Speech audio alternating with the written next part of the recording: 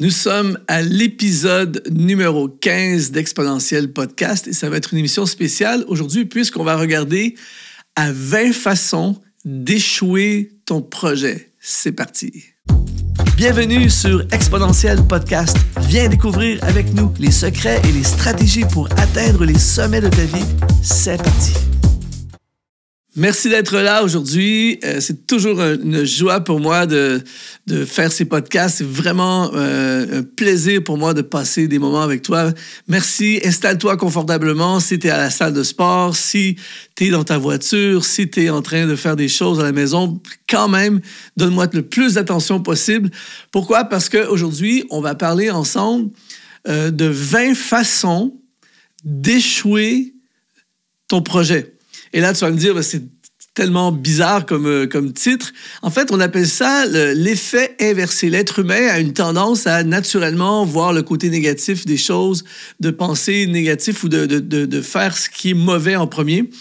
Et donc, je vais, avec toi, regarder à 20 choses, 20 façons, 20 techniques, appelle ça comme tu veux, qui assurent qu'on va échouer notre projet. Et quand je parle de projet, ça peut être n'importe quoi. Ça peut être un projet d'affaires, ça peut être un projet de ministère, un rêve que tu veux réaliser, un projet qui te tient à cœur, un projet important. Et ces 20 façons de faire vont assurer que ça va échouer.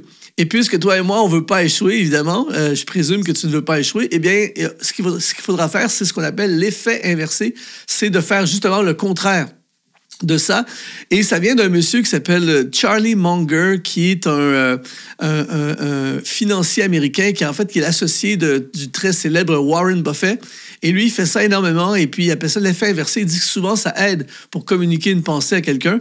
Mais en même temps, ça fait drôle parce que je veux t'offrir une masterclass. Comme je le fais à chaque podcast, je veux t'offrir du contenu pour t'aider à grandir et aller plus loin. Et j'ai créé une masterclass qui s'appelle « 5 essentiels pour réussir ton ministère ». Et là-dedans, j'explique des fondamentaux si tu veux réussir ton ministère. Et si tu veux accéder à cette masterclass, eh bien, si tu regardes ce podcast en vidéo, c'est le premier lien qui apparaît dans la description de la vidéo. Si tu es en audio, eh bien, c'est dans la description du podcast. Il va y avoir le lien qui te conduit directement à cette masterclass qui est tout à fait gratuit. C'est pour t'aider, t'inspirer. Mais aujourd'hui, je présume que tu as un projet. On a tous des projets. Si tu suis ce podcast, c'est que tu es un leader, tu es dans le ministère, tu es un entrepreneur, tu es quelqu'un de vision, tu es quelqu'un qui a soif de plus, tu es quelqu'un qui veut accomplir des choses. Les gens qui nous suivent sur ce podcast sont tous des personnes qui aspirent à aller plus loin, qui veulent grandir. Et donc, regarde ton projet ou les projets qui sont devant toi et voici 20 façons d'échouer ce projet. La première façon, c'est essaie de tout faire cette année. C'est-à-dire que, disons que tu lances un ministère, j'ai une formation où je donne des étapes pour comment lancer un ministère. Eh bien, disons que tu lances ton ministère et où tu commences ton ministère, eh bien, essaie de tout faire cette année. Essaie d'écrire ton livre, lancer le site web, implanter 4 campus. Si tu lances un business, essaie de lancer un business en ligne, ouvrir une usine, engager plein de gens, faire des prêts, faire toutes les idées que tu as depuis plusieurs années, tu les fais toutes cette année, eh bien, tu vas t'assurer d'échouer ton projet. C'est une erreur que plein de gens font. Surtout quand on commence, on a des ambitions, on a des rêves, ça fait des années qu'on veut le faire. Par exemple, les gens qui écrivent leur premier livre, c'est un classique, les gens qui écrivent leur premier livre, souvent vont tout mettre dans le livre, ce qu'ils ont appris dans les derniers 10 ans. Et finalement, le livre va dans toutes sortes de directions parce qu'on essaie de tout mettre dedans. Alors, si tu veux vraiment échouer ton projet, eh bien, essaie de tout faire cette année. La deuxième chose, c'est associe-toi à n'importe qui. L'une des choses qui assure l'échec de nos projets, c'est de juste prendre des gens, ton beau-frère parce que c'est ton beau-frère, de prendre ton ami d'enfance parce que c'est ton ami d'enfance, puis que je peux pas lui dire non, il faudrait vraiment que je le prenne avec moi dans mon équipe, dans mon groupe. Je prends des personnes qui viennent me voir, il a l'air gentil, il a l'air sympa, allez, viens joindre l'équipe. Et là, tu construis ton équipe et tu t'associes avec n'importe qui. Tu ne regardes pas son caractère spirituel, tu ne regardes pas son arrière-plan, son historique, tu ne regardes pas son attitude, tu ne regardes pas ses intérêts. C'est quelqu'un qui veut s'approcher de toi, qui veut travailler avec toi. Eh bien, tu t'associes avec cette personne et regarde bien la catastrophe prendre place. Il n'y a pas besoin d'être compétent, il n'y a aucune compatibilité entre nous, il n'est pas dans la même culture spirituelle ou culture d'entreprise ou culture d'église que toi, c'est pas grave. Et là, c'est la catastrophe. On appelle ça, pour ceux qui veulent faire le contraire, si tu veux savoir ceux avec qui tu veux t'associer dans tes projets, dans ton équipe, eh bien, on appelle ça le principe des 4 C.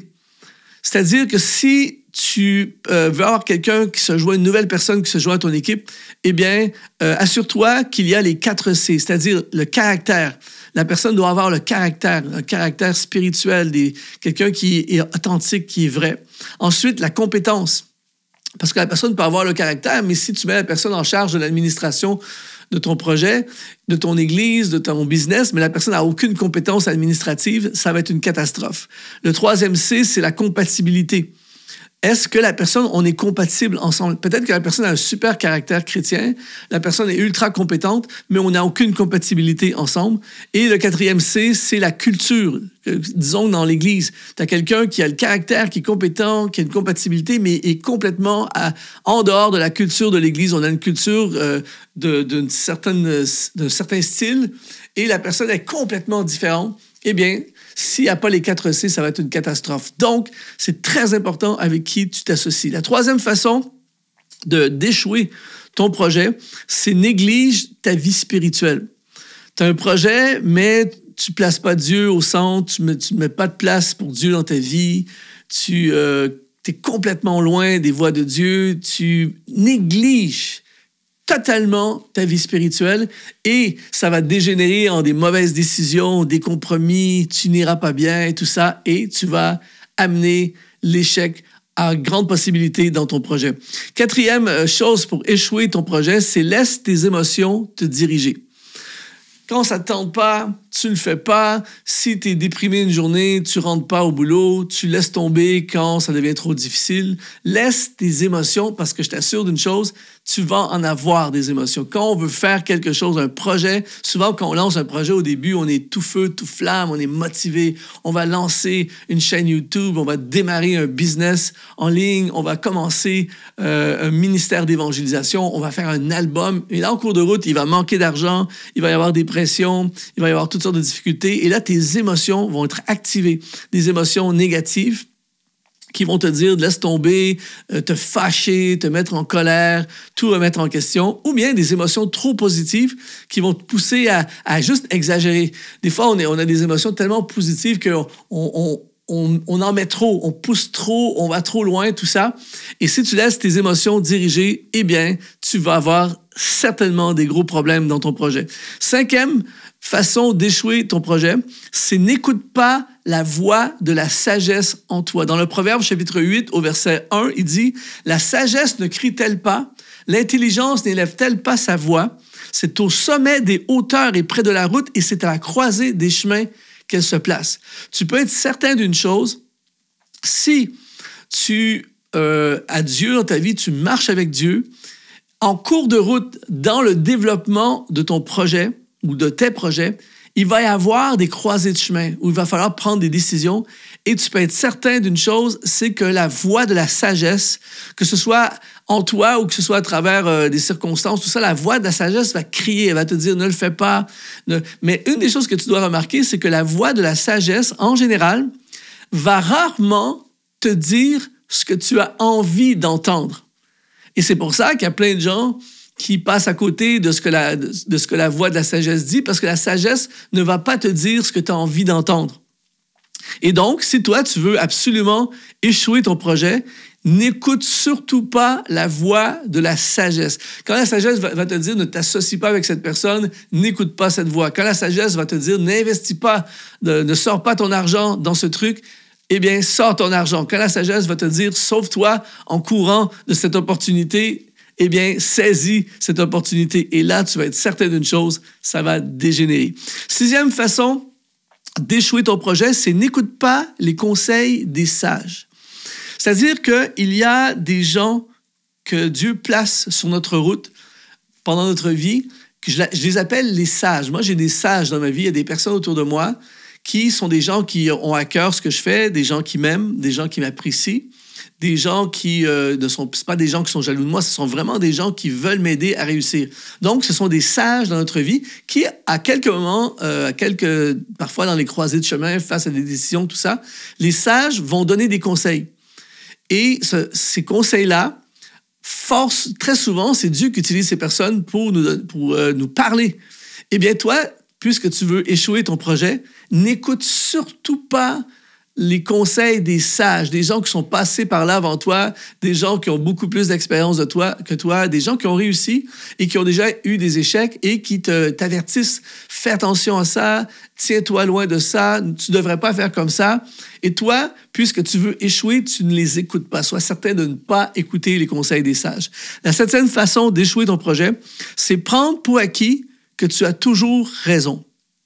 C'est-à-dire que régulièrement, il va y avoir des contestations. Régulièrement, il va y avoir des gens qui vont te proposer, qui vont te suggérer leurs idées, qui vont émettre des opinions, qui vont te parler, qui vont dire des choses qui n'iront pas dans le sens de ce que toi, tu crois. Et bien toi, puisque tu veux échouer, dis-toi une chose, tu as toujours raison. Donc, peu importe ce que les gens disent, c'est toi qui as raison.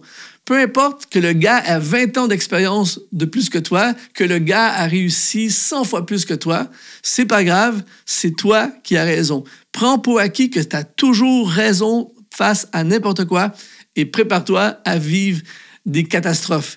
8e façon d'échouer tes projets, c'est écoute les conseils de ceux qui n'ont jamais réussi, mais qui ont une grande opinion.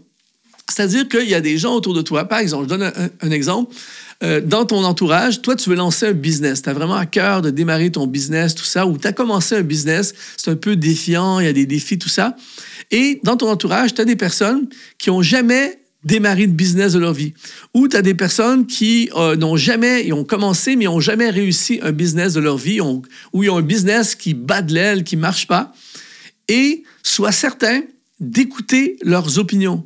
Donc, eux, ils n'ont jamais rien réussi et ils te disent « fais pas ça, fais ça, fais ça ». Et toi, eh bien, tu vas les écouter à fond et tu vas faire exactement ce qu'ils te disent de faire et prépare-toi à vivre un échec. 9e façon d'échouer ton projet, c'est prendre tes décisions le plus rapidement possible sans réfléchir. La pire chose que tu peux faire, c'est de laisser le temps à la réflexion. La pire chose que tu peux faire, c'est de prendre ton temps, de regarder les angles morts, d'observer, de prier, de réfléchir, de laisser Dieu te parler. Ça, faut pas que tu fasses ça. Il faut absolument que tu prennes une décision impulsive, que tu ailles rapidement et surtout, il faut pas que tu réfléchisses. Si tu fais ça, eh bien, tu es en plein sur la route pour échouer ton projet.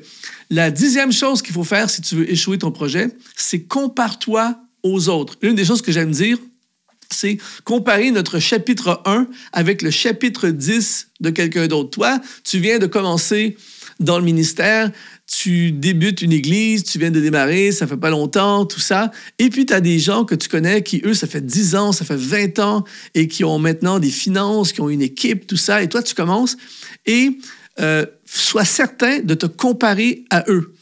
Et donc, culpabilise-toi en te disant, mais moi, il y a quelque chose qui va pas, moi, j'ai pas beaucoup de résultats, eux ont plein de résultats, moi, j'ai pas d'équipe, eux ont une équipe, moi, j'ai pas de finances, eux, ils ont plein de finances, ça fait 10-20 ans qu'ils le font, et tu te compares vraiment à eux, et sois certain que le découragement va venir, et il est possible même que tu laisses tomber.